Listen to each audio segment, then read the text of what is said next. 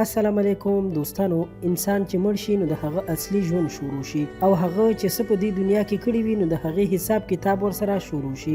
دا به هر انسان سره کیږي او همداسې غزاله جاوید سره هم شوي دي.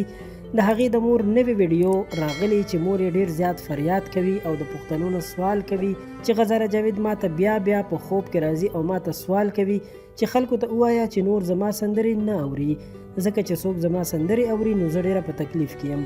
هغه وایي چې غزاله جاوید یوه ښه سندرغاړې وه او دا هر څه خلکو سره د مینې په خاطر کول، خو تاسو هم هغې سره د مینې ثبوت ښکاره کوئ او د هغې ویډیوګانې مه شیر کوئ، د هغې سندرې مه اورئ او د هغې تصویرونه او سندرې مه شریکوئ او مه یې خپروئ، ځکه چې هغې ته تکلیف رسیږي. هغه وایي چې یو ځل نه شو، غزاله جاوید ماته بیا بیا په خوب کې راځي او همدغه خبره راته کوي چې خلک منې کړم.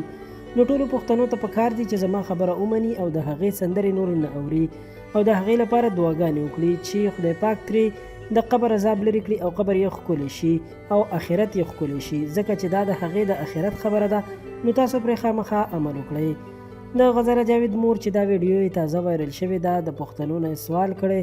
نو دوستانو ټولو پښتنو له پکار دي چې د هغې خبره ومني او د غزاله جاوید په خاطر نور داسې سندرې او ویډیوګانې وانه او نه یې شریکې کړي چې هغې ته پرې تکلیف ورکول کیږي، ځکه چې هر مسلمان داسې حالاتو سره مخ کېدلی شي.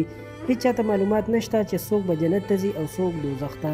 نو که نن په یو چا سخته وي او هغه خپلې مور ته په خوب کې ورځي چې دې خلکو ته ووایي چې په ما باندې داسې تکلیف دی او زما سندرې دې نه اوري، نو باید خلک ورسره دا خبره ومني او په هغې باندې عمل وکړي.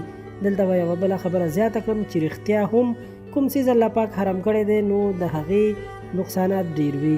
که یو څوک د لذت په خاطر ګناه کوي نو رښتیا چې انجام به یې بد وي. الله پاک دې هر چا ته توفیق ورکړي چې له داسې کارونو ځانونه وساتي او له ګناهونو ځان وساتي.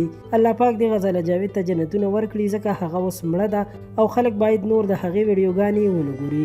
د خان کلیک چینل دا ویډیو تر همدې ځایه وه. که خوښه شوې مو وي خامخا یې لایک کړئ او له نورو تازه خبرونو او هر قسم معلوماتو لپاره خان کلیک چینل سبسکرایب کړئ. تر بیا د لوی الله په امان.